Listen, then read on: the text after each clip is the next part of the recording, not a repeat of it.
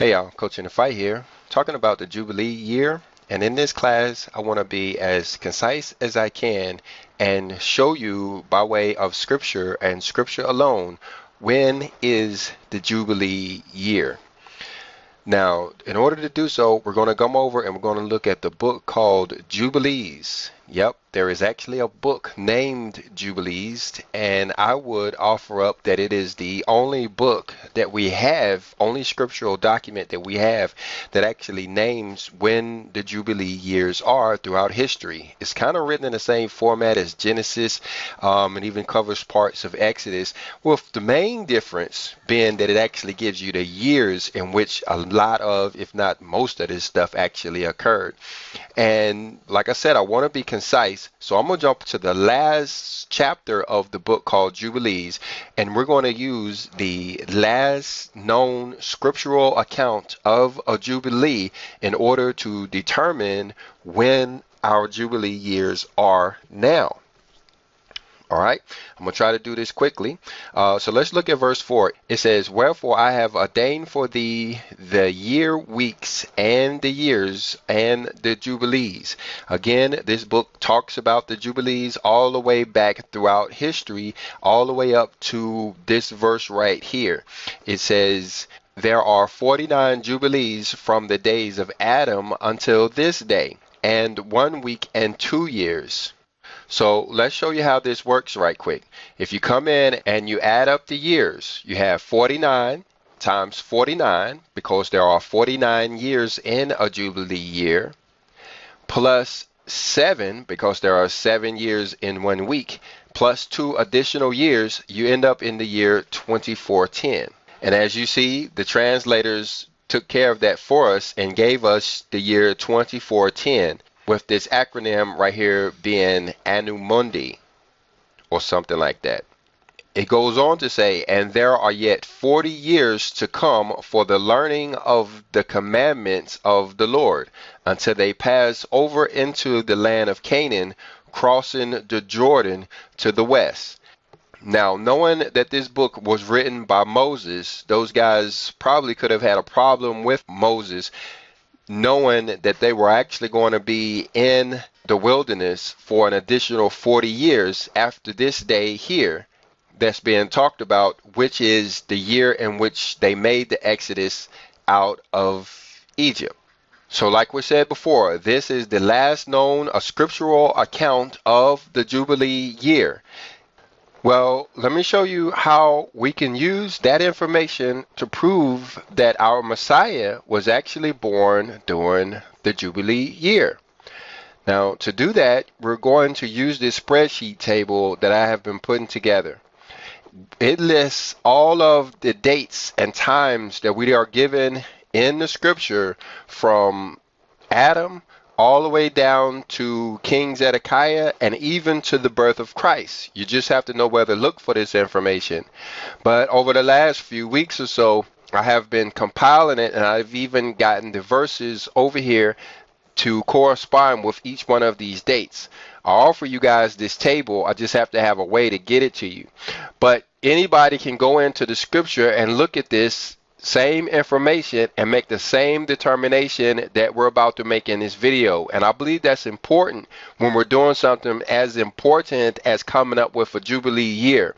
Remember, there is no such thing as a private interpretation.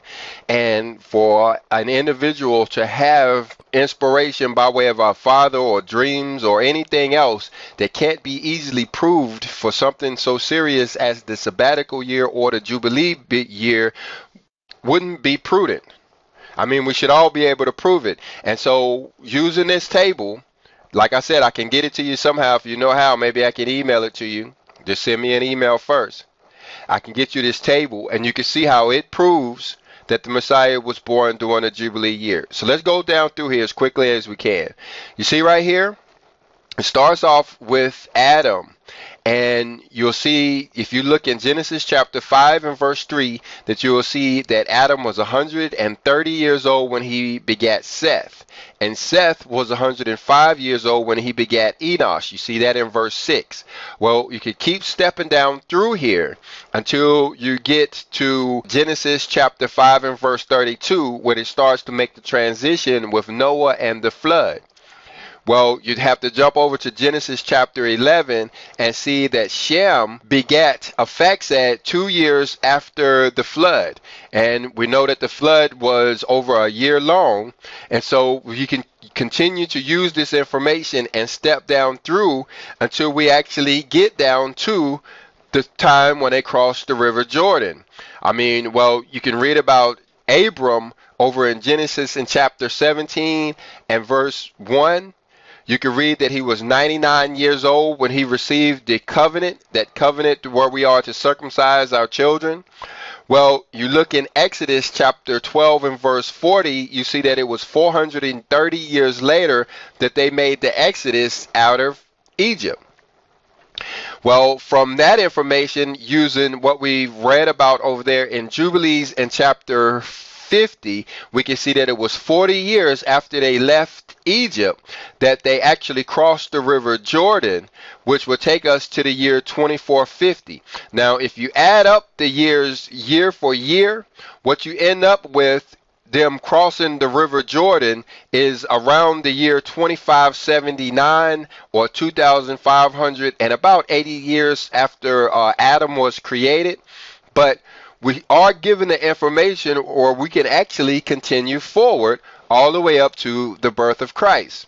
For instance, jumping over to 1 Kings in chapter 6 and verse 1, we see that the temple was created or finished 480 years after the Exodus.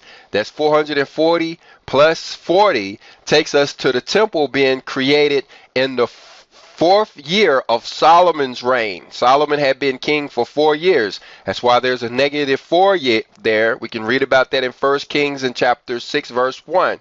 But then when we jump over and we look at 2 Chronicles, we can document each one of the reigns of the kings from Solomon all the way down through to Zedekiah. Each king is listed just like the progenitors are listed all throughout the scripture. And like I said, you guys can follow along. You can even go find this information and prove it for yourself. That's the beauty of the scripture, is that you can prove it just like I can. There is no private interpretations of anything. Well, that brings us all the way down to Zedekiah. King Zedekiah, as you know, was the king that was reigning when the children of Judah was led into exile.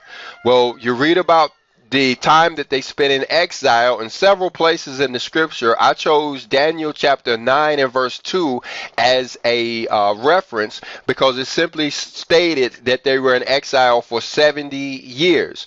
So Zedekiah reigned for 11 years, but at the end of his 11 years, they went into exile where they were there in Babylon for 70 years. And then it was after that 70 years, we can see in Nehemiah chapter 5 and verse 14, thereabouts, that there was a decree made for them to rebuild Jerusalem. And then from that period, using the information we see over in the book of Daniel, chapter 9 and verse 24, which talks about the 70 years that was determined upon the people and the holy city to finish the transgressions and such. So that's talking about from the time that the 70 years was up, there was 490 years or 70 weeks until the Messiah was born. And you can see from this table that he was born precisely on a Jubilee year. If you want to verify this information a different way, you can start with the Messiah's birth what you see there as point 0.5, that's because he was born in the fall. He wasn't born in the spring at the beginning of the year. He was born halfway through the year in the fall. Well, if you go back exactly 490 years, you end up with the exile and when they came out of Babylon. And then when you go back 490 years, but beyond that, you end up at the time when Solomon's temple was created or finished being constructed. And then when you go back exactly 490 years before that, you end up 10 years before the Exodus. And if you continue on through this cycle, you end up here at Noah's, right there at the birth of Noah. And when you continue on, you end up at the birth of Abel, all proving that the Messiah was born during a Jubilee year. And you say, well, why is that important for us to understand that the Messiah was born during a Jubilee year? Well, if we know that he was born during a Jubilee year, we can calculate every Jubilee year going forward from his birth. Now, we understand that the Messiah wasn't born in year 0. There was no such thing as a year 0. And like we talked about, he was born in the fall of the year. So that's why you see here him being born on 1.5. That's halfway through the first year. And then if you come in and you add 49 years, you can actually see each Jubilee year from the birth of Christ. Well, coming all the way down to a time that we recognize, you see that there was actually a Jubilee year in the year 2010. It actually started in the fall of 2010.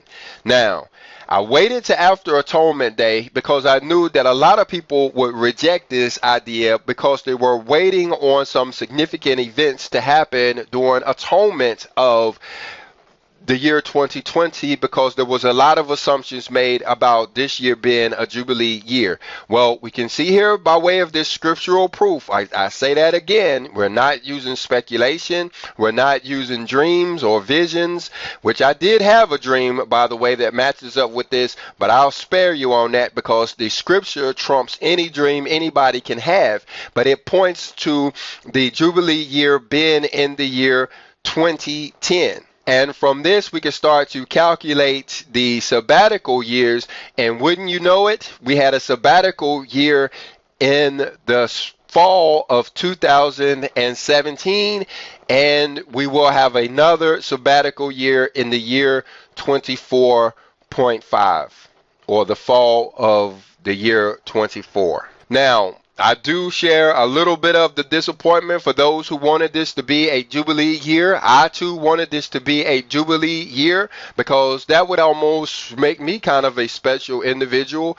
And this priesthood that I've been in for over 20 years now would actually end in a Jubilee year. I turned 50 in January, and that'll be when I will enter retirement from the priesthood, which means that I would actually retire in a Jubilee year.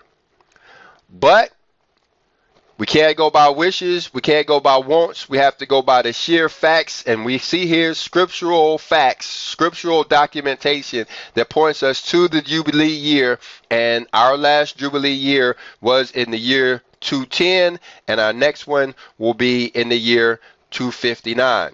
Now, before I close this out, I do want to point out some other fun facts before we go.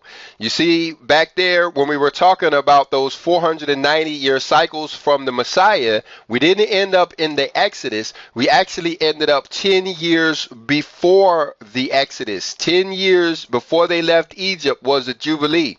So when you're looking back at our year 210 being a Jubilee year, I think that adds to the significance because that actually points to the year 2020 in a way. I'll let you form your own speculation on that because, like we said, we're not going to use any type of speculation in this video because we want it known as being strictly scriptural based documentation of the Jubilee year. All right, so we'll probably do another video on this as we add some speculation and some what I thinks and some stuff like that. But in the meantime, I'm going to go ahead and close this one out. If you got something out of this video, go ahead and hit the like button. If you didn't, go ahead and hit the dislike button. Remember, if you want this information, to send me an email at endthefight@yahoo.com, and I'll send you this table. Please leave us a comment, and shalom.